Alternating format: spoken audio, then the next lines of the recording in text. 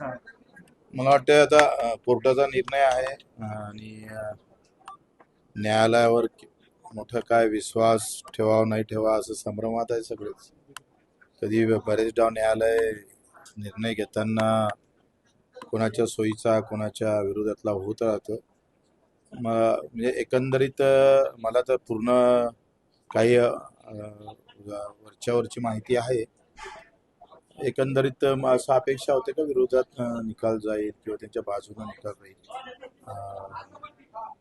ते झालं नाही तर ते वरती जाता येईल ती वरच्या न्यायालयामध्ये.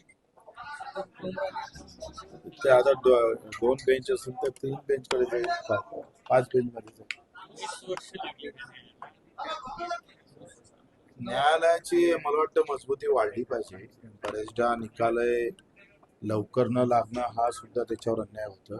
20-20 वर्ष जर इतक्या अशा खून खटल्यामधल्या निकालाला वेळ लागत असेल तर त्या व्यवस्थेत बदल होणं फार गरजेचं आहे. का बरं वेळ लागतं याचंही संशोधन सरकारनं केलं पाहिजे आणि त्या व्यवस्था निर्माण केल्या पाहिजे.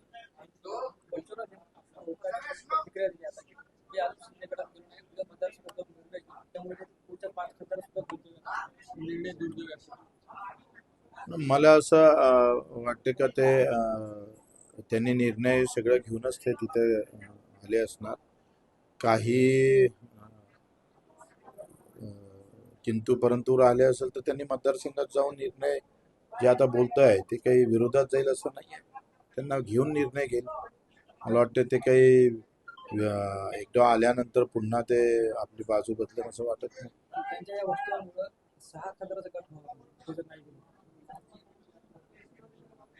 हा टेक्निकली विषय आहे.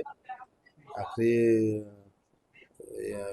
संख्यावरच ते सगळी एकंदरीत जे काही आता पक्षांतर होत आहे त्याचं संख्येला फार महत्व आहे आणि ते महत्व ओळखूनच सगळा निर्णय झाला असेल.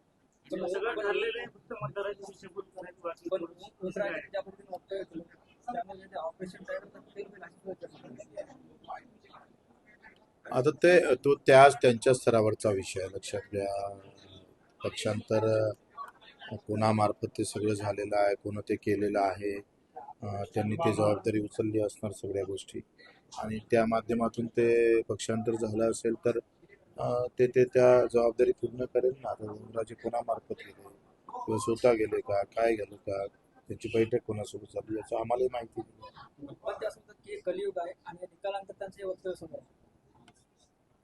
आता बरोबर आहे. त्यांना तसा काही सगळ्यांना अपेक्षा होत्या का तो इतका एकंदरीत जो काही प्रकार झाला होता तो सगळ्यांनी पाहिलेला होता कशा पद्धतीने झाला आणि असं झाल्यानंतर जेव्हा निकाल विरोधात येतं तेव्हा ते तर हे शब्द कोणाच्या तोंडातून हे शब्द निघतच. त्यांनी काही वेगळी फार अपमान करणारी प्रतिक्रिया दिली असे नाही.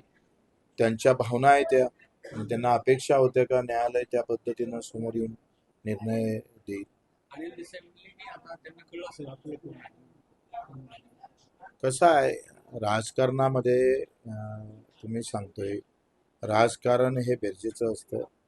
ते कधी वजाबाकीवर कोणी जात नाही आणि बेरजेच्याच राजकारणाचा सामान्य कार्यकर्त्यापासून तर वरच्या कार्यकर्त्यापर्यंत ह्या बेरजेच्या राजकारणात धावपळ करत असते. त्याच्यानं मला असं वाटते का हे सगळं होत असताना आज जे फुटाफूट दिसतंय याला काही फक्त फुटणारे दोषी आहे असं म्हणणं तर योग्य होणार नाही.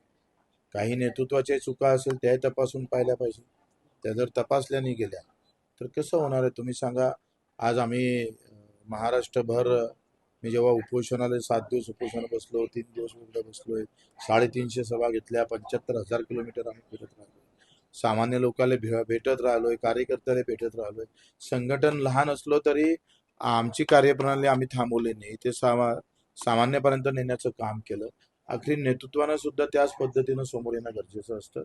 जेव्हा नेतृत्व थांबतं तेव्हा त्याच्या कार्यकर्ताही थांबतं हे लक्षात घ्या. हे तरी आपण लक्षात घेतलं पाहिजे ना. आखरी कसं होतं नेहमी काय होतंय का पक्ष फुटणाऱ्यालाच दोष दिला जातो. पण त्याचं संशोधनही होणं गरजेचं आहे का हे का होतं अशी वेळ वारंवार त्या एकाच पक्षामध्ये असं का होतं याचंही संशोधन झालं पाहिजे. मला असं वाटते का एकंदरीत एक भावना आहे का सगळे एकत्रित होऊन शिवसेनेची ताकद वाढन कशी याच्यावर विचार केला पाहिजे. म्हणजे दोन गोष्टी शिंदे साहेबांना मागे घ्यावं, दोन गोष्टी उद्धव साहेबांनी मागे घ्यावं, पुन्हा शिवसेना एकत्रित होऊन कामाला लागेल. तशी वेळ आहे, होऊ शकतो. होणार तर नाहीच, पण प्रत्येक जण आपापल्या ठिकाणी ठाम आहे. कसं आहे, आपली तुम्ही एक सांगा,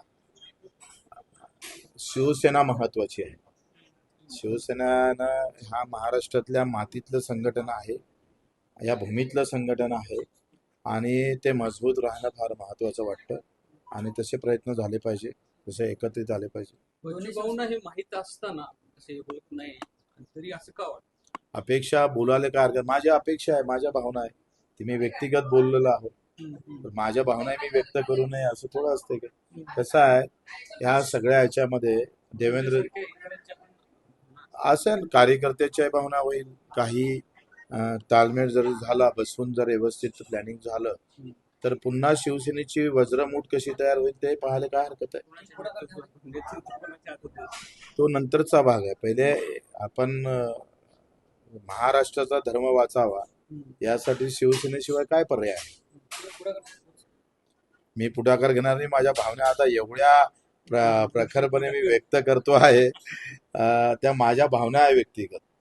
आता त्याच्यासाठी कोणा पुढाकार घ्यावा, कोणा समोर यावा नंतरचा विषय. एकीकडे शिंदेच्या शिवसेनेचे लोक ऑपरेशन टायगरचं श्रेय घेत आहेत, दुसरीकडे तुम्ही म्हणता की कोणी केलं हे आपल्याला मला कसं आहे ते त्या फळीतलं मी आता शिवसेनेत गेलो आणि मला माहिती आहे नाही का नेमकं हे ऑपरेशन टायगर होणार आहे, 6 खासदार फुटणार आहे, मला माहित नव्हतं. त्यांनी त्यांच्या स्तरावर, शिंदे साहेबांच्या स्तरावर किंवा त्यांची एक वेगळी टीम आहे त्या स्तरावर ते झालं असेल. आता सगळं कळलं असेल.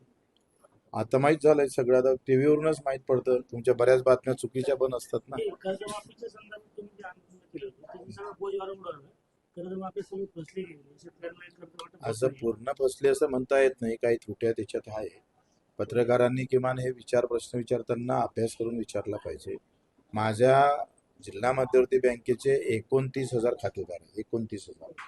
29,000 खातेदारामध्ये 28,000 खातेदारांना कर्जमाफीचा फायदा होईल. कोणालाच भेटणार नाही असं म्हणणं चुकीचं आहे ना. असं माझ्या म्हणणं, तुम्ही संशोधन करा. प्रश्न विचारताना तुम्ही हवेतच प्रश्न विचारत असेल तर कसं. जून महिना संपला, राज्यामध्ये फक्त 6% व्यापारी बँकेच्या माध्यमातून कर्ज वाटप भेटले. कधी मिळणार शेतकऱ्यांना कर्ज? कर्ज काय, माझं म्हणणं आहे, कर्ज भेटायला काय, आमचं तर कर्ज वाटपही झालं बँकेचं. आम्ही 90% पूर्ण केलेलं आहे. कर्ज वाटप करायला काय अडचणच नाही आहे ना. काही बँका करत नसेल तर तो ते स्थानिक प्रश्न आहे.